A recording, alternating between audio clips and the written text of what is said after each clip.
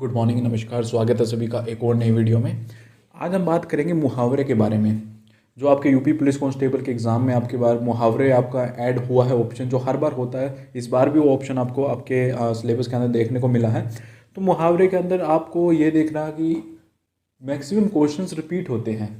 तो जितने भी क्वेश्चंस रिपीट होते हैं मुहावरे के, आज वो सभी हम इस वीडियो के अंदर कवर कर लेंगे। कोई भी क्वेश्चन स्किप नहीं करेंगे और इस वीडियो का हर एक क्वेश्चन इंपॉर्टेंट है। अगर आपको किसी भी क्वेश्चन का आंसर नहीं पता हो तो उसको नोट्स बना के लिख जरूर लेना आपकी नोटबुक के अंदर, ताकि आप उस क्वेश्चन को मिस ना कर सको। तो बिना टाइम वेस्ट के हम चलते हैं अपने फर्स्ट क्वेश्चन की तरफ। सबसे पहला क्वेश्चन हमें पूछा गया है, कान देना मुहावरे का सही अर्थ क्या होगा। कान देना, ऑप्शन आपके पास दिए गए, हथियार होना, होशियार होना, सॉरी, ध्यान देना, ध्यान ना देना, या फिर कुछ न सुनना। तो कान देना का एग्जैक्ट आंसर आपका हो जाएगा ऑप्शन नंबर बी, ध्यान देना। आप किसी की बात पे ध्यान दे रहे हो, आप उसको ध्यान से सुन रहे हो, तो वो हो जाएगा आपका कान देना। चलते हैं नेक्स्ट क्वेश्चन की तरफ। क्वेश्चन नंबर सेकंड आपसे पूछा गया है, मुंह दिखाना मुहावरे का सही अर्थ क्या है। मुंह दिखाना, ऑप्शन आपके पास दिए गए, लज्जित होना, प्रत्यक्ष होना, उदास होना, या फिर क्रोधित होना। तो इसका राइट आंसर हो जाएगा आपका प्रत्यक्ष होना। ऑप्शन नंबर बी हो जाएगा यहाँ पे आपका बिल्कुल राइट आंसर।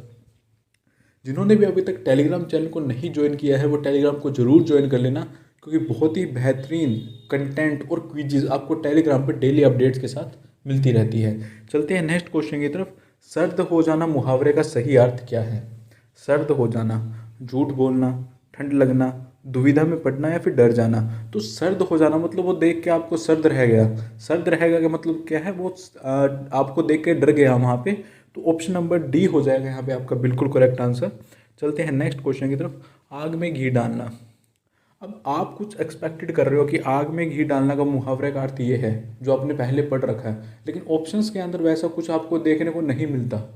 तो आपको अल्टरनेट फाइंड आउट करना आना चाहिए। वैसे ही हमने इस वीडियो के अंदर कुछ ऐसे क्वेश्चंस भी किए हैं जिनको आपने रटा रटाया आंसर आपका कुछ और है, लेकिन ऑप्शंस के अंदर हमने कुछ और ऐड कर दिया उससे मिलता जुलता, ताकि अगर आपके एग्जाम में मेन ऑप्शन ना देके कोई सेकेंडरी ऑप्शन आपको चूज़ करना पड़े तो आप क्या चूज़ करोगे, वो भी हमने इस वीडियो के अंदर कवर करवा दिया है। तो यहाँ पे आग में घी डालना का आप सभी को पता होता है, और भड़काना ऑप्शन नंबर ए हो जाएगा यहाँ पे आपका बिल्कुल करेक्ट आंसर। चलते हैं नेक्स्ट।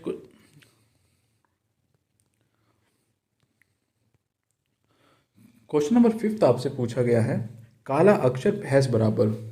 काला अक्षर भैंस बराबर का क्या मतलब होता है। निरक्षर, अक्षर भैंस बराबर होना, बहुत पढ़ा लिखा होना, है फिर कुछ नहीं सुनना। अब आप सभी को पता है काला अक्षर भैंस बराबर का किससे तुलना की जा रही है। जो बंदा अनपढ़ है, इलिटरेट पर्सन के साथ यहाँ पे उसको कंपैरिजन किया जा रहा है। लेकिन आपको यहाँ पे अनपढ़ नहीं ऑप्शन के अंदर कहीं भी दिख रहा, बिना पढ़ा लिखा आपको ऑप्शन के अंदर नहीं दिख रहा। तो आप निरक्षर के साथ जाएंगे। निरक्षर का मतलब वही होता है जो आप काला अक्षर भैंस बराबर का होता है, जिसके सामने आप कुछ भी कर लो उसको कुछ समझ नहीं आया, मतलब जो पढ़ा लिखा नहीं है। मेन जो पढ़ा लिखा नहीं है वो होता है निरक्षर, और काला अक्षर भैंस बराबर होता है निरक्षर। चलते हैं नेक्स्ट क्वेश्चन की तरफ। आस्तीन का सांप। अब आस्तीन का सांप आप सभी को पता होगा, क्योंकि काफ़ी ऐसे क्वेश्चन है जो आपके 10th 11th 12th क्लास में रिपीट होने शुरू हो जाते हैं, और अब सेम क्वेश्चन आपको कम्पिटिटिव लेवल पे भी देखने को मिल रहे हैं। तो आस्तीन का सांप ऑप्शन आपके पास दिए गए हैं, अच्छा दोस्त, विषैला सांप, कपटी दोस्त, या फिर पालतू सांप। तो इसका राइट आंसर हो जाएगा आपका कपटी दोस्त। ऑप्शन नंबर सी हो जाएगा यहाँ पे आपका बिल्कुल करेक्ट आंसर। चलते हैं नेक्स्ट क्वेश्चन की तरफ। क्वेश्चन नंबर 7 हमसे पूछा गया, कान भरना मुहावरे का सही अर्थ क्या है। रुई डालना, साफ करना, शिकायत करना, या फिर चुगली करना। अगर यहाँ पे ऑप्शन नंबर डी नहीं होता, अब मान के चलते हैं, वैसे तो इसका right answer option number D है, चुगली करना, लेकिन अगर मैं यहाँ पे ऑप्शन नंबर डी की जगह कुछ और दे देता तो आप ए बी सी ऑप्शन में से किसके साथ जाओगे कान भरना को लेके। तब आप सेकंड ऑप्शन आपका होगा शिकायत करना, ऑप्शन नंबर सी के साथ तब आप जाओगे। लेकिन अगर ऑप्शन में आपका चुगली करना दे दिया गया है तो आप ऑप्शन नंबर डी के साथ इस क्वेश्चन को कंप्लीट करोगे। तो इसका राइट आंसर हो जाएगा option number D. Next question हमारे पास नाक रगड़ना। अब नाक रगड़ने का आप सभी को पता है, कुछ ना कुछ इसके अंदर आपका रिक्वेस्ट कर रहे होगे सामने से, नाक रगड़ रहे हो उसके सामने। तो इसके अंदर ऑप्शन आपके पास दिए गए, नाक पर चोट लगना, विनती करना, इज्जत देना, या फिर दबाव डालना। तो इसका राइट आंसर हो जाएगा आपका विनती करना। ऑप्शन नंबर बी हो जाएगा बिल्कुल आपका यहाँ पे करेक्ट आंसर। चलते हैं नेक्स्ट क्वेश्चन की तरफ। चलते हैं हमारे नेक्स्ट क्वेश्चन की तरफ। क्वेश्चन नंबर 9 हमसे पूछा गया है, गाल बजाना मुहावरे का सही अर्थ क्या है? बीमारी होना, डींग हाँकना, बाजा बजाना या फिर चिल्लाना।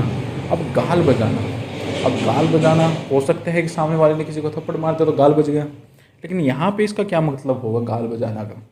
यहाँ पे इसका मतलब होगा डींगे हाँकना।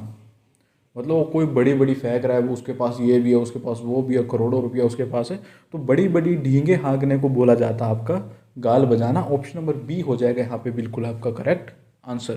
क्वेश्चन नंबर 10 हमसे पूछा गया है, लल्लो चप्पो करना मुहावरे का सही अर्थ क्या है? लल्लो चप्पो करना, डींग मारना, खुशामद करना, शिकायत करना या फिर बातें करना। तो इसका राइट आंसर हो जाएगा ऑप्शन नंबर बी आपका खुशामद करना होता है आपका लल्लो चप्पो करना।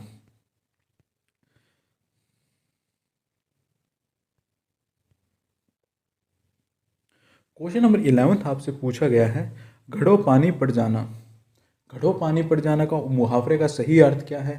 ऑप्शन आपके पास दिए गए हैं, पानी डालना, परेशान करना, लज्जित होना या फिर स्नान करना। तो घड़ो पानी पड़ जाने का आपका एग्जैक्ट आंसर हो जाएगा ऑप्शन नंबर सी लज्जित होना।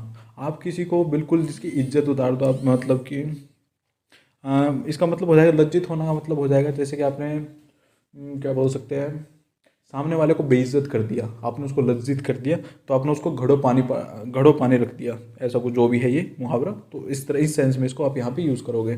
चलते हैं नेक्स्ट क्वेश्चन की तरफ। दांत काटी रोटी होना मुहावरे का सही अर्थ क्या है? दांत काटी रोटी, दांत काटी रोटी आपका कौन खा सकता है? जो आपने एक बार अपने मुंह में रख ली रोटी, वो काट के आधी रोटी जो बची उसको कौन खा सकता है? आपका शत्रु खा सकता है, कपटी मित्र खा सकता है, अच्छा दोस्त खा सकता है, फिर कटुता होना। तो इसका तो आप देखते ही राइट आंसर कर दोगे, सिर्फ आपका जो अच्छा दोस्त होगा। ऑप्शन नंबर सी इसका हो जाएगा बिल्कुल करेक्ट आंसर। चलते हैं नेक्स्ट क्वेश्चन की तरफ। अपना उल्लू सीधा करना मुहावरे का सही अर्थ क्या है? खुशामद करना, अपना काम निकालना, कम महत्व देना या फिर परेशान करना। तो अपना उल्लू सीधा करने का मतलब हो जाएगा आपका अपना काम निकालना। ऑप्शन नंबर बी हो जाएगा यहाँ पे आपका बिल्कुल करेक्ट आंसर। आत्मनिर्भर होना का सही मुहावरा क्या होगा? अब यहाँ पे आपको एक मतलब एक मीनिंग दे दिया गया, एक वर्ड दे दिया गया, आपको बताना है इस वर्ड के लिए आप किस मुहावरे का प्रयोग कर सकते हो। वर्ड आपके पास दिया गया है आत्मनिर्भर होना, मुहावरे आपके पास दिए गए हैं अपनी खिचड़ी अलग पकाना, अपने पैरों पर खड़े होना, ईद का चांद होना या फिर आज ना आने देना। तो इसका राइट आंसर हो जाएगा आपका अपने पैरों पर खड़ा होना, आत्मनिर्भर होना होता है। तो ऑप्शन नंबर बी हो जाएगा यहाँ पे आपका बिल्कुल करेक्ट आंसर। चलते हैं नेक्स्ट क्वेश्चन की तरफ। नेक्स्ट क्वेश्चन हमसे पूछा गया प्रतिकूल कार्य का सही मुहावरे क्या होगा? प्रतिकूल कार्य क्या होता है? प्रतिकूल कार्य का मतलब होता है जो चीज़ आप चाह रहे हो उससे उल्टी हो। अनुकूल का विलोम होता है प्रतिकूल।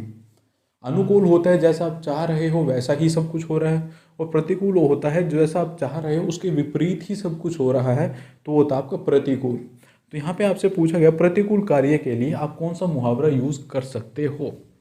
ऑप्शन आपके पास दिए गए हैं, ईंट से ईंट बजाना, उगल देना, उल्टी गंगा बहना या फिर उड़ती चिड़िया पहचानना।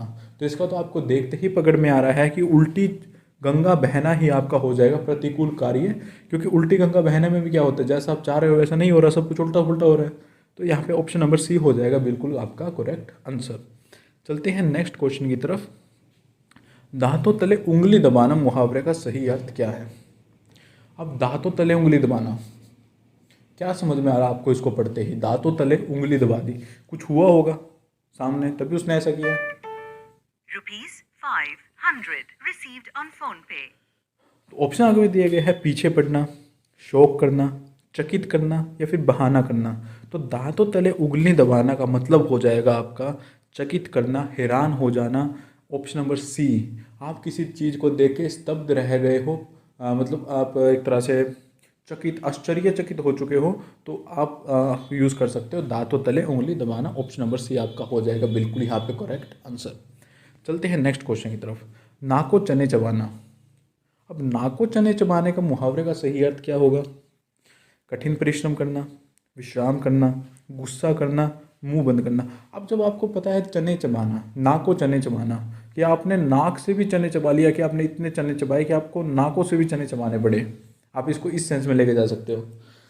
मतलब आपने बहुत ज़्यादा मेहनत, बहुत ज़्यादा परिश्रम अगर किसी चीज़ पे किया तो आप बोल सकते हो कि आपने नाको चने चबाए हैं इस चीज़ के लिए।